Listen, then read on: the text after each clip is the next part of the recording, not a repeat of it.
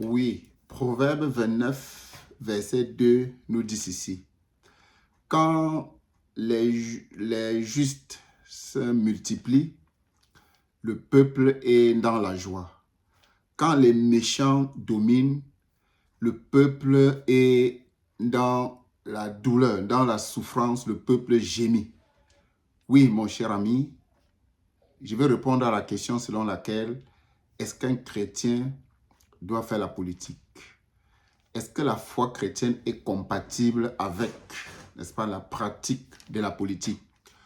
Pour répondre rapidement à cette question et démontrer que l'évangile même est au cœur de la politique. Nous voulons démontrer que les chrétiens devraient s'impliquer du début jusqu'à la fin, à chaque étape de la politique, pour aider la population, pour aider le peuple, n'est-ce pas, à se sentir mieux. C'est quoi la politique? La politique, c'est l'art de la gestion de la chose publique, de la chose communautaire, l'art pour gérer un pays. On a, n'est-ce pas, besoin de mettre sur pied des techniques et des méthodes. C'est toutes ces techniques, tous ces systèmes de gestion de la chose publique pour un peuple qu'on appelle politique. Quand vous comprenez donc la définition, vous voyez que l'eau que nous buvons, n'est-ce pas, mes chers amis, dans nos pays, que ce soit la gestion de la lumière, c'est la politique. Que ce soit la gestion de notre système de santé, c'est la politique qui définit. L'alimentation, la ration, l'agriculture, tout est, n'est-ce pas, géré par la politique. Donc, tout véritable chrétien devrait s'impliquer profondément dans la politique pour influencer la bonne gestion de son pays. Oui, dans plusieurs pays, c'est un religieux, n'est-ce pas, se mettre hors de la politique pensant qu'ils servent Dieu. On ne peut pas être un véritable serviteur de Dieu sans être un serviteur de la société, sans être un serviteur de l'humain, sans rechercher le bien-être de l'autre. C'est quoi l'évangile? L'évangile consiste, n'est-ce pas, à promulguer, à prêcher, à promouvoir la bonne nouvelle. La bonne nouvelle, c'est de dire aux justes de continuer à faire la justice. Ok?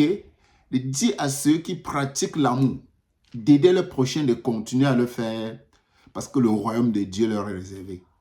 Ils sont animés par l'esprit d'amour. Il faut les encourager.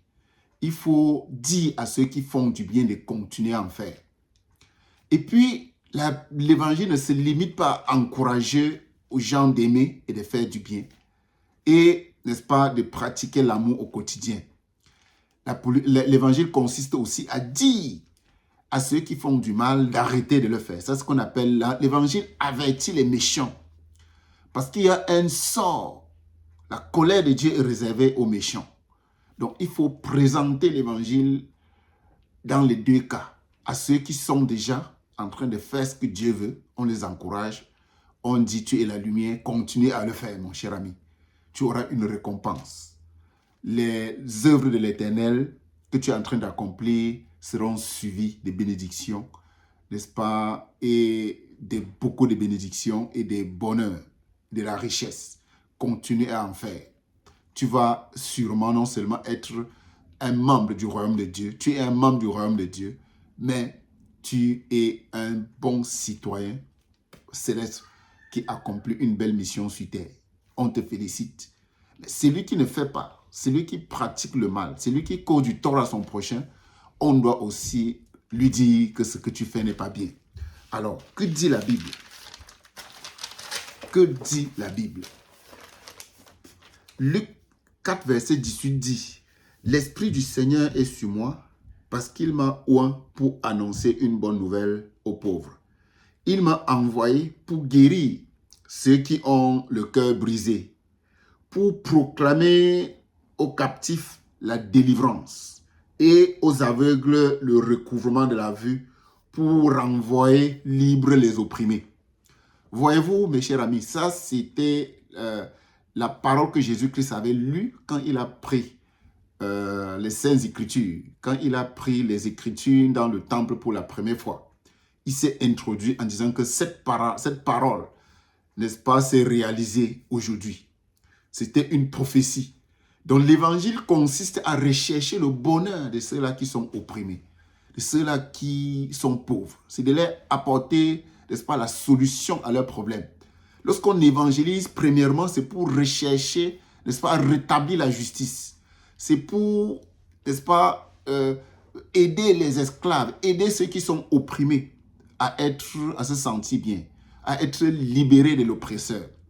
Et pour être libéré de l'oppresseur, il faut apporter du soutien à celui-là qui est opprimé. Et surtout, il faut dire à l'oppresseur qu'il est en train d'oppresser. Et s'il ne change pas, la condamnation, la colère de Dieu viendra sur lui. Oui, mon cher ami, si tu es fils de Dieu, si tu es chrétien, ok, tu dois t'intéresser à la politique. Et tu dois faire la politique chaque jour, quel que soit là où tu te trouves. Tu dois dénoncer tous ceux qui sont dans ton environnement, tous ceux qui sont dans ton système de vie, n'est-ce pas, et qui pratiquent l'injustice, qui pratiquent la corruption, qui pratiquent la violence sur le peuple, qui pratiquent la corruption. Si quelqu'un, un médecin qui est supposé, n'est-ce pas, administrer les soins pour s'occuper des malades et soulager leur douleur, ne fait pas bien son travail, tu dois le dénoncer, même au prix de ta vie. Souviens-toi de Jean-Baptiste. Jean-Baptiste avait dit à Hérode que tu n'as pas le droit de prendre, n'est-ce pas, la femme de ton prochain. Ça, c'est de l'évangile. Tu avertis le méchant, tu lui dis que ce qu'il est en train de faire n'est pas correct. Oui, ça peut aller jusqu'au prix de ta vie. Oui, l'évangile nous expose, n'est-ce pas, à la violence des méchants. Mais il faut le faire quand même. Pourquoi? C'est pour ça que pour évangéliser, on ne doit pas avoir peur. Parce qu'on dit quelque chose de bien. La Bible dit d'ailleurs que heureux êtes-vous lorsque vous êtes persécutés pour l'amour, persécutés pour la justice, persécutés pour la vérité, persécutés pour Jésus-Christ. Ça, c'est une bonne souffrance. Oui, mon cher ami, arrête de te cacher. Arrête de voir les gens souffrir autour de toi et tu ne dénonces pas. Tu dois te lever et parler. Tu dois te lever, n'est-ce pas, et crier dans les oreilles de ceux-là, n'est-ce pas, qui pratiquent l'injustice, afin qu'ils comprennent que l'injustice qu'ils sont en train de pratiquer, non seulement cause du tort aux gens, les gens souffrent à cause de ça, mais que la colère de Dieu les attend. Ils seront punis s'ils ne se répandent pas. La Bible dit que celui qui avoue ses transgressions et les délaisse obtient miséricorde. Nous évangélisons pour avertir les méchants, pour avertir les injustes, pour avertir les corrupteurs, pour avertir les amoureux du mensonge, les hypocrites, pour qu'ils abandonnent leurs fausses manœuvres, n'est-ce pas, pour commencer à pratiquer le bonheur, à pratiquer le bien, à aimer leur prochain, à pratiquer la justice. Lorsque tu dénonces un méchant, lorsque tu dénonces un hypocrite, tu lui donnes l'occasion de se repentir. Dans la majorité des cas, ceux qui pratiquent le mal pensent que c'est bien. C'est l'évangile qui vient les réveiller, qui vient les rappeler que waouh, ils sont en train de faire ce qui n'est pas correct. Et il faut qu'ils abandonnent cela pour se tourner vers l'amour de Dieu. Ce n'est pas l'évangile, n'est-ce pas, qu'on essaye. Ce n'est pas l'évangile qu'on retrouve les fils de Dieu qui sont du côté du malin. C'est l'évangile qui révèle les fils de Dieu qui pratiquent le mal encore sans le savoir. C'est pour ça que tu dois prêcher l'évangile. Et tu dois dénoncer avec la dernière énergie, mon cher ami, tous ceux-là qui pratiquent l'injustice, n'est-ce pas, pour faire souffrir le peuple de Dieu. Nous venons de lire, là, ici, que quand les justes se multiplient, le peuple est dans la joie. Et quand les méchants dominent, le peuple gémit. Mon cher ami, lorsque les chrétiens s'intéressent à la politique et pratiquent la politique dans leur marché quotidien, alors on est en train de dénoncer les méchants pour que les méchants soient éloignés, n'est-ce pas, de la gestion de la chose publique et que les justes, ceux-là qui ont de l'amour dans leur cœur, prennent le pouvoir. Quand les justes dominent, le peuple est dans la joie. Chaque peuple qui est dans le gémissement, dans la pauvreté extrême, dans l'esclavage, dans la soumission, dans la peur, ok, dans l'angoisse de chaque jour, c'est parce que ce sont les méchants qui sont au pouvoir. Vous devrez les reconnaître. Et s'il y a les méchants au pouvoir, c'est parce que l'évangile ne fait pas son travail. Les chrétiens se sont endormis dans les lauriers. Ils ont été, n'est-ce pas, intimidés par la peur et ils ne font pas le travail. Mon cher ami, tu dois surmonter la peur par le courage pour aller pour annoncer l'évangile. Tu dois dénoncer le méchant dans sa dernière énergie. Tous les méchants, tu dois crier dans les oreilles sans attendre. Et plusieurs personnes doivent dire aux méchants, oh, tu es méchant. La colère de Dieu t'attend si tu ne te répands pas. Oui, tous les violents, on doit crier dans leurs oreilles. Si on connaît même leur nom, on devrait citer ça. N'est-ce pas? Il est dit que tel est méchant. Tu dois te détourner de ta méchanceté. Et il faut crier ça sur les oreilles jusqu'à ce qu'ils comprennent que ce qu'ils font n'est pas bon. En le faisant, on va sauver les fils de Dieu, n'est-ce pas, qui pratiquent le mal. Et en le faisant aussi, on va éloigner, n'est-ce pas, de la chose publique tous ceux-là qui sont méchants et qui gèrent mal, n'est-ce pas, le bien public. Je vous ai dit que la politique, c'est l'art de la gestion de la chose publique. Et lorsque la chose publique est gérée par les hommes qui craignent Dieu, lorsque la chose publique est gérée par des personnes qui pratiquent la justice, lorsque dans un tribunal, on a des juges qui craignent Dieu, des juges qui jugent selon la justice, des juges qui condamnent le méchant et qui mettent l'innocent en liberté. Mes chers amis, on dit que lorsqu'une bonne justice est rendue, le peuple est guéri. Lorsque la justice est rendue, les cœurs sont restaurés. Mais lorsque la justice n'est pas rendue, c'est l'injustice qui règne, le peuple est dans l'abattement, le cœur brisé. Les gens souffrent, les gens sont dans la dépression. Alors toi qui m'écoutes, mon cher ami, si tu es dans un pays où il règne la corruption, où il règne, n'est-ce pas, l'injustice, où il règne la mauvaise gestion, où beaucoup d'hypocrites sont autour de toi, en train de faire souffrir un peuple, tu dois te lever et les dénoncer au prix de ta vie. Et il n'est pas question de se camoufler, de se cacher, dire que non, je ne m'intéresse pas à la politique. Si tu ne t'intéresses pas à la politique, ça veut dire que tu n'es pas au service de Dieu. Tu sers le malin. Tu laisses souffrir les innocents, tu ne dis rien. Ce n'est pas pour rien que Dieu t'a placé là-bas. Ce n'est pas pour rien que Dieu t'a fait voir un méchant en action. C'est pour que toi qui es un fils de lumière, toi qui dois reporter, n'est-ce pas, les œuvres de ténèbres à ton Dieu, toi qui dois parler de ton Dieu, que tu comprennes que effectivement tu es à l'œuvre. Tu dois accomplir ta mission. Alors, Ézéchiel 3, verset 18 nous donne, n'est-ce pas, une bonne compréhension de ce que je suis en train de vous dire. Quand je dirai aux méchants, tu mourras. Si tu ne l'avertis pas, si tu ne parles pas pour détourner le méchant de sa mauvaise voie et pour lui sauver la vie, le méchant mourra dans son iniquité et je te demanderai son sang. Waouh! La parole de Dieu nous dit, mon cher ami, tu es responsable, n'est-ce pas, d'annoncer la vérité de Dieu aux méchants qui ne connaissent pas. Tu es obligé de dire aux méchants que la méchanceté n'est pas bien. Tu es obligé de dire aux voleurs que le vol n'est pas bien. Et de condamner le vol, d'aimer la personne. Ne condamne pas, ne condamne pas le méchant, condamne la méchanceté. Condamne, n'est-ce pas, l'hypocrisie. Et tu aimes les humains. Dis-leur comment que l'hypocrisie, s'ils ne se détournent pas de l'hypocrisie, ils vont subir la foudre de Dieu. La Bible nous enseigne que Dieu n'est pas seulement un Dieu d'amour, il est aussi un feu dévoreur. L'amour de Dieu est réservé à ses enfants qui marchent dans la vérité, dans la justice et dans l'amour. Mais la colère de Dieu est réservée à tous les injustes, tous ceux qui pratiquent la méchanceté, tous ceux-là qui font souffrir injustement les autres. La colère de Dieu leur est réservée. Et il faut leur dire, il faut crier ça aux oreilles des méchants, jour et nuit, pour qu'ils comprennent que n'est-ce pas, ce qu'ils sont en train de faire n'est pas bien. Lorsqu'on laisse le méchant prospérer, lorsqu'on laisse le méchant répéter sa méchanceté au quotidien, sans le lui dire, il faut crier à ses oreilles, mes amis, jusqu'à ce que tu te rassures qu'il est conscient que son acte cause du tort à quelqu'un. Là, lui-même, il va entrer dans son propre piège. Là, c'est sa méchanceté qui va le condamner. Ce ne sera pas toi. Oui, il faut dénoncer les méchants qui sont autour de toi. Tous les hommes incompétents, tous les irresponsables, tous les médiocres. Si tu sais que quelqu'un a la charge de la chose publique et qu'il est médiocre, il est incompétent, il ne fait pas bien son travail, ça peut être un enseignant, ça peut être un agent de sécurité, un policier qui fait mal son travail. Dis-le lui tout de suite. Dis-le lui que ce que tu fais là, tu le fais mal. Ça peut être un employeur qui ne paye pas ses ouvriers. Rappelle à cette personne que ce que tu fais n'est pas bien. Dieu va te condamner pour cela. Repends-toi et abandonne cela si tu veux que la bonté de Dieu vienne dans ton cœur. Si tu veux que l'amour de Dieu vienne dans ton cœur.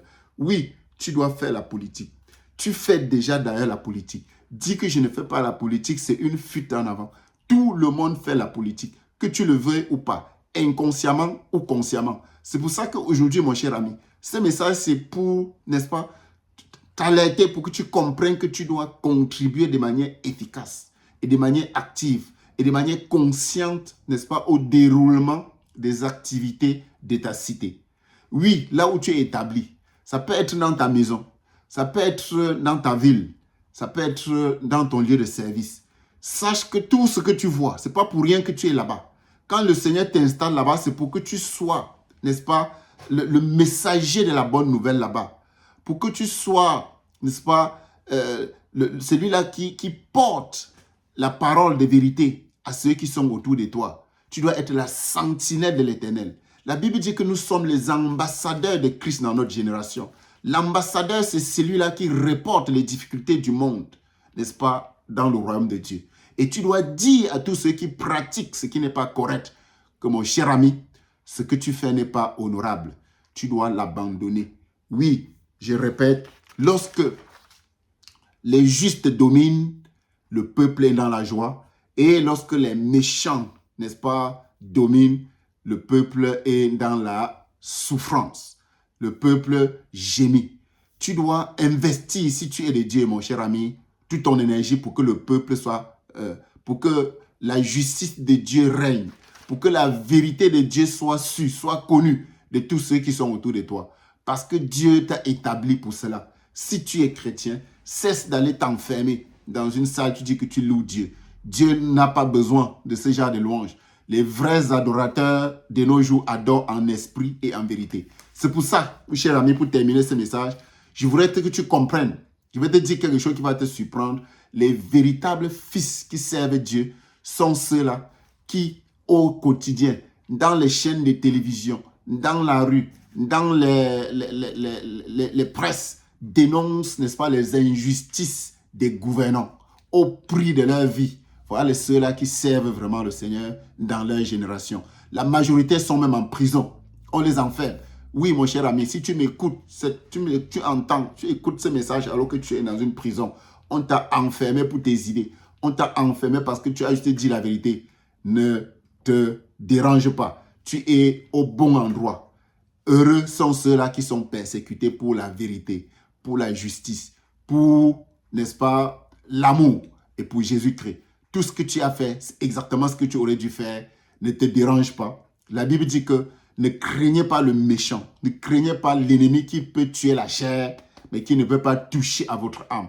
Ton nom est écrit dans le livre des vies. C'est la chose la plus importante. Les hommes peuvent juste détruire la chair. Ils ne te toucheront plus parce que tu es immortel si tu es en Christ. Tu dois te lever, mes chers amis. Tu dois dominer la peur. Tu dois arrêter de t'inquiéter. Tu dois arrêter d'avoir peur des méchants. Les méchants n'ont aucun pouvoir. C'est toi qui dois les dominer parce que c'est la vérité qui est toujours victorieuse. Oui, que ce soit même dans ta propre maison. Si tes parents sont injustes et qui pratiquent le mal, si dans ta maison, tes parents torturent un enfant qui n'est pas de leur, toi, si tu es de la lumière, tu dois leur dire, papa, ne fais pas ça. Maman, arrête ça. Dieu n'aime pas ce genre de choses. Oui, Pharaon avait demandé aux femmes sages de tuer les enfants hébreux. C'était une mauvaise chose. Les femmes ne l'ont pas fait. Dieu a fait prospérer les affaires. Dieu a cru que ces femmes avaient la crainte de Dieu et n'ont pas fait du mal. Non seulement n'ont pas fait du mal, ils ont même inventé quelque chose pour détourner l'attention du Pharaon. Oui, il faut pas laisser les méchants prospérer. Il faut les nuire par ta parole, par la vérité. Les méchants n'aiment pas la vérité. Tous les injustes, tous les menteurs n'aiment pas la vérité. Dis-leur la vérité. Tous ceux qui détestent, qui marchent dans la haine, n'aiment pas qu'on pratique l'amour. Aime les gens, aime-les, mais dénonce leurs mauvaises actions. Dis-leur que ce que tu fais n'est pas bien. Tu seras condamné. Dis au président de ton pays que tu es médiocre. Tu ne fais pas bien ton travail. Oui, tu peux critiquer la plus haute autorité avec respect, bien sûr. Critiquer quelqu'un, ce n'est pas lui manquer du respect. C'est juste de lui parler, dire la vérité. Quand tu dis la vérité au méchant, ça le touche et tu en as besoin. Tu as besoin d'utiliser la vérité que tu connais, n'est-ce pas, pour détruire les œuvres de l'ennemi. L'ennemi n'aime pas la vérité. Les hypocrites n'aiment pas ce qui est clair. Dis-les qui sont hypocrites. Jésus-Christ les appelait hypocrites, race des vipères. Il ne faut pas avoir peur de les appeler par leur nom. Ce n'est pas de l'insulte, c'est juste une description. Ce n'est pas un manque de respect, c'est juste des critiques. Ça va les aider à changer s'ils sont de Dieu.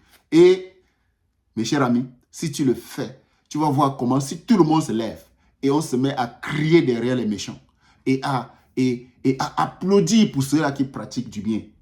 C'est ce que beaucoup de gens ne font pas aussi. Ça, c'est aussi manquer à sa mission. Quand tu sais que quelqu'un fait bien son travail, non seulement tu dois lui dire à lui, l'apprécier, l'encourager, mais le dire aux autres. Il faut faire la promotion de la bonne nouvelle. OK?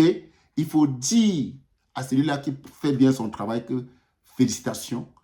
Vraiment, que Dieu te bénisse. Et je suis sûr que Dieu va davantage te bénir. Tu es un véritable fils de Dieu. Tu es honnête. Tu es intègre. Tu es un bon travailleur. Tu es courageux. Tu es intègre. Vraiment, que Dieu multiplie les gens comme toi. Il faut apprécier ceux qui font bien. Mais il faut dire à ceux qui ne font pas bien qu'ils doivent changer. Et il faut leur dire jusqu'à ce qu'ils changent. Tant qu'ils ne changent pas, ne les laissez pas en paix, mes chers amis. OK? C'est ta mission. Donc, arrête de dire que les chrétiens ne font pas la politique. La véritable vie chrétienne, l'évangile de qualité, l'évangile puissant qui transforme les vies et tourne autour de la vérité. Que la grâce et la faveur de Dieu te soient abondamment multipliées. Oui, mes chers amis, Job 20, verset 28 dit, les possessions des méchants disparaîtront. Il faut rappeler ça aux méchants. Que toute cette corruption qu'ils sont en train de pratiquer pour s'enrichir, ça c'est vanité des vanités. Ça ne leur servira à rien. Si quelqu'un a reçu un budget pour réaliser une œuvre publique qui doit profiter aux gens, ça peut être de l'eau, ça peut être de l'électricité, ça peut être de la route et qu'il ne le fait pas. Si tu es au courant de cette information, mes chers amis, si tu es dans la lumière, ne le laisse pas en paix. Crie sur ses oreilles que tu as détourné l'argent des pauvres. Tu as détourné la nourriture des pauvres. Tu as détourné l'eau des pauvres. Dieu te reviendra, Dieu te rencontrera. Détourne-toi, va te repentir, refais ce que tu devrais faire, n'est-ce pas? Et la faveur de Dieu viendra sur toi. Mais si tu ne le fais pas, c'est la colère de Dieu qui va te suivre. Oui, il faut crier dans les oreilles des méchants. Ça fait partie de l'évangélisation. Ça, c'est la pratique de la politique par l'amour. Faites cela avec amour, mes chers amis, pas avec la haine, pas avec la colère, mais dites la vérité et persévérez dans la vérité jusqu'à ce que le méchant soit informé, n'est-ce pas, qu'il est méchant et que la colère de Dieu est réservée pour lui. Et que le juste soit encore davantage encouragé dans sa pratique, qu'il continue à encourager, à pratiquer, parce que la faveur, la grâce de Dieu reposera sur lui et sur toute sa progéniture. Que la grâce de Dieu, mes chers amis, remplisse ton cœur. Merci beaucoup. Je suis le promoteur de la bonne nouvelle, ok, la vérité de Jésus-Christ. Et je suis aussi le promoteur, n'est-ce pas, du message de repentance pour les méchants, pour les amener à comprendre que le mal est mauvais et pour dire au bien, au juste, que le bien est bien. Le mal est mauvais, le bien est bien. Sois béni, mon cher.